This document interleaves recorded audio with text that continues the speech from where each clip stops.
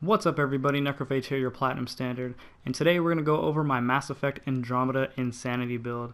I know there's a lot of you guys out there who haven't achieved the Platinum Trophy yet for this game, and Insanity is going to be the easiest way to get it. And Insanity isn't that hard for this game, at least comparable to the last trilogy, so if you guys follow this build, you guys will breeze through the campaign and be done in no time. Now this build focuses on two things: ridiculous amounts of shotgun damage, of course, because shotties are my jam, and to be able to use Tactical Cloak basically at will. I want to be able to get in engagements, do as much damage as possible, and then get out with my cloak, and then constantly do that over and over again.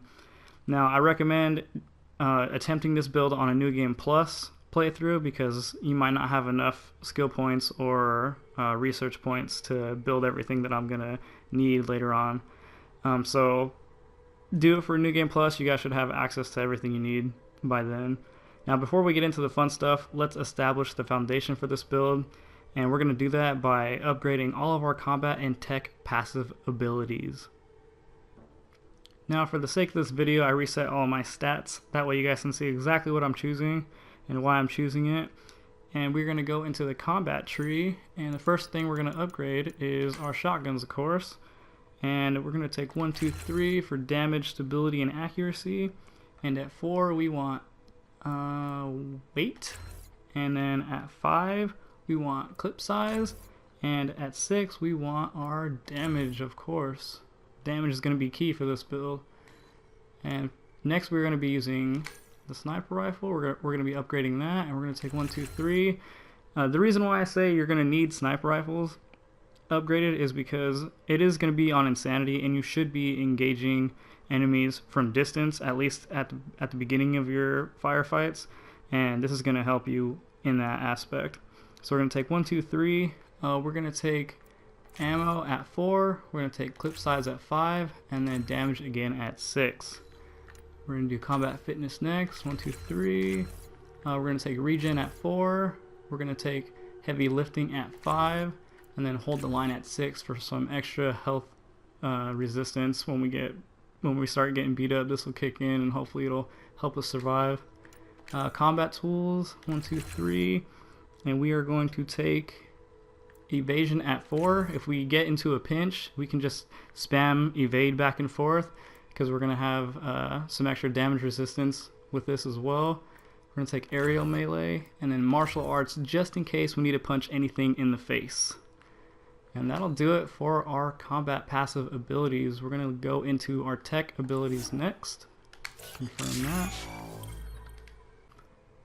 Now for our tech passive abilities, we're going to upgrade these to 6 as well. We're going to start off with auxiliary systems. And we're going to go 1, 2, 3 for auxiliary. And we're going to take weapon mass reduction at 4 to make sure we don't get any negative recharge penalties on our powers. We're going to go with enduring tech at 5, and we're going to go with shield feedback at 6. Now this won't kick in all the time, but when it does, it'll begin your shield regen immediately, and sometimes you're going to be low on shields, and this is like a safety feature of this build, so this will help you randomly whenever you need it. Now we're going to go offensive tech, 1, 2, 3. We're going to go anti-shields, just because from my personal standing, I think we encounter more shielded enemies throughout the game rather than armored ones, and the armored ones are infrequent just because they're more of the boss type characters of the game. So we'll go with shields. Anti-synthetic will be to help against the remnant, and we're going to go technical rounds at 6. For team support, I'm going to go 1, 2, 3, and then I'm going to go shield regen, which is... oh, that's the next one. That's going to be... I'll go power restoration here. I'll go team recovery here, and then I'm going to go life support here, just to make sure we stay alive. Your teammates aren't going to go down that often in Insanity, but still it helps keep them alive and you alive as well. And that's going to be it for our tech passive abilities. Now we're going to go into our actual powers. Now the meat and potatoes of this build is going to be the Tactical Cloak. We're going to use this offensively and defensively. For the offensive part, we're going to use it to cloak and get in on enemies and get the drop on them. And then we are also going to use it defensively when we are exposed to recloak and then either move to a better spot to engage, or to remove ourselves from the engagement altogether and restore our shields and our health. Now we want this to be up as often as possible, but we'll make sure that happens later on with this build. So let's set this up really quick. We're going to go 1, 2, 3. We're going to go damage bonus at 4. We are going to go duration at 5.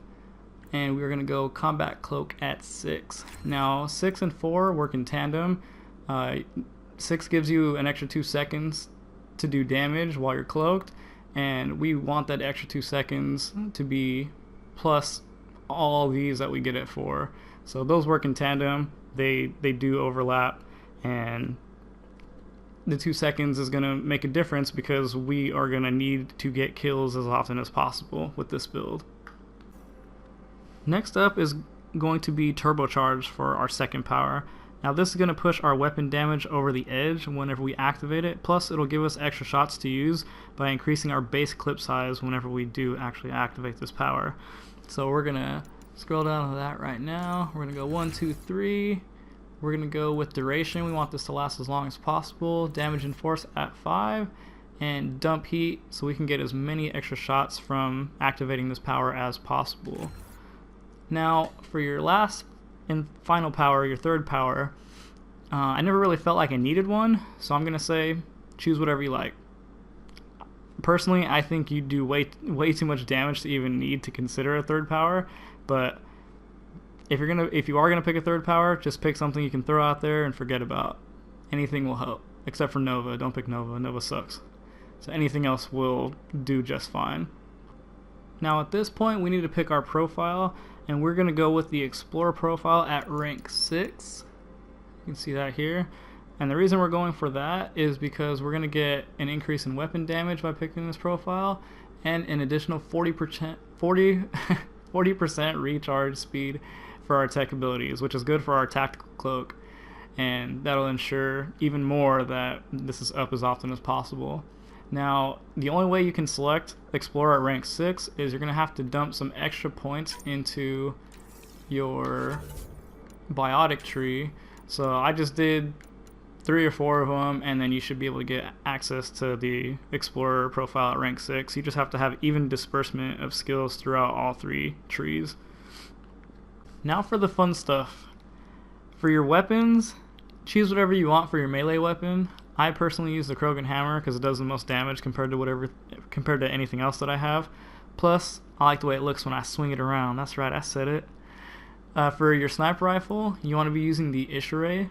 And the reason I say this is because it hits like a fucking truck, and you can burn down shielded enemies on Insanity in 2 shots. It is a single shot sniper rifle though, so just keep that in mind. Make your shots count. For the shotgun, the star of the show, you're going to want to craft this shotgun. And the reason I say that is because I put a special augmentation on this when I developed it, and it is the bioconverter augmentation. What that does is it refills my clip instantaneously without reloads at the cost of 5% of my health. Now, the reason why I do this is because I want to be sustaining damage on an enemy as long as possible until they're dead. So I'm going to use my health as a resource to make sure that I don't ever have to worry about stopping to reload. Because if I don't get a kill on an enemy, then I may not have access to be able to use my cloak again, which means I'll be exposed, and my probability of dying goes up exponentially.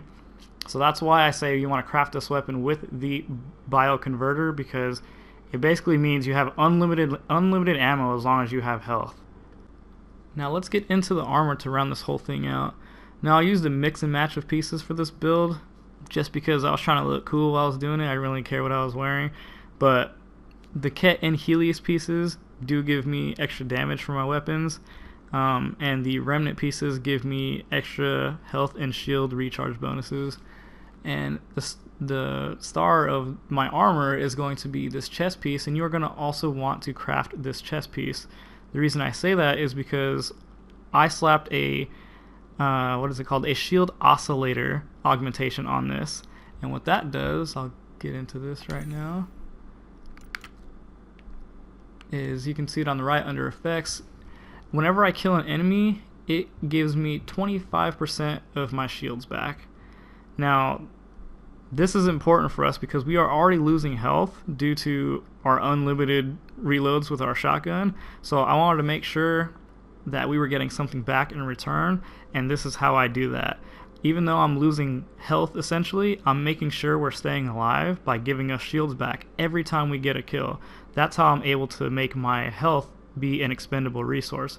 As long as I keep killing, my shields stay up, and I'll never be in real danger from dying as long as my shotgun keeps pumping out kills. Now, I went one step further with this build to make it as safe as possible, yet still allow me to be as aggressive as I need. And I did that by adding a mod to it in the only mod slot available on a chess piece. And you can see I added a fusion mod of adrenaline. Now, what that does is, I'll scroll all the way down. You can see it. The fusion mod of adrenaline gives me 100% of my powers back whenever I kill an enemy.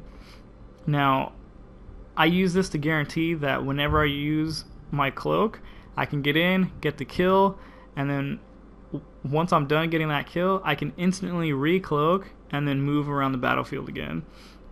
This way I can do essentially what I was saying in the beginning of this build, is I can move myself into a better spot to get further kills, or I can move myself out of the engagement to essentially recharge my shields and then my health again, and then recloak and then get back into it all over again.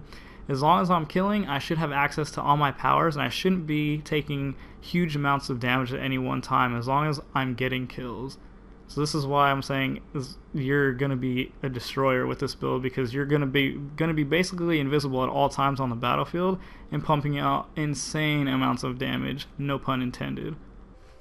Now, unfortunately, you won't have access to the fusion mod of adrenaline right off the bat. You can only get it from a secret glyph remnant puzzle in Hovaro, the planet Hovaro, and that's only accessible once you increase the viability of that planet. So once you get to Hovaro, increase the viability as much as you can, you'll get access to that glyph puzzle. Once you open it up, then you'll be able to throw this mod into your chess piece, whichever one you decide to use. And that pretty much covers everything for this build.